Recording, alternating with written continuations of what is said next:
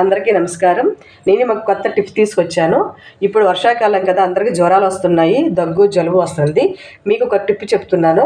ఇది తిప్పతీగ. ఇది మన పొలాలంట, మన చెట్ల మీద కొమ్మల మీద బొడ్డులా ఉంటుంది. పల్లెటూరులో చాలా అరుదుగా దొరుకుతుంది ఈ తిప్పతీగ అనేది విష జ్వరాలకి చాలా బాగుంటుంది. తర్వాత ఏంటంటే థైరాయిడ్ కూడా కంట్రోల్ చేస్తుంది.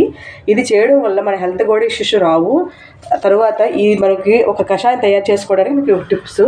ఈ తిప్పతీగ, జామాకు, తర్వాత తులసి, తర్వాత తమలపాకు, మిరియాలు వేసి నేల ఉసిరి, ఇది నేల ఉసిరి అంటారు.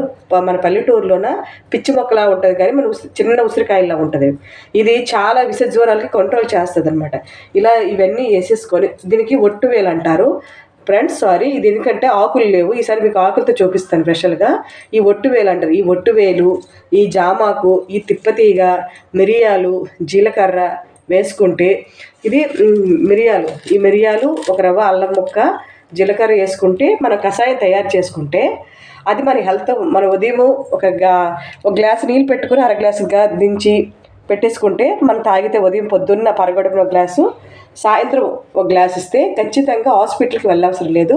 ఖచ్చితంగా ట్రై చేయండి ఫ్రెండ్స్. ఈ తిప్పతీగ చాలా అరుదైంది, మీకు మళ్ళీ చెప్తున్నాను ఫ్రెండ్స్. దయచేసి సబ్స్క్రైబ్ చేసుకోండి.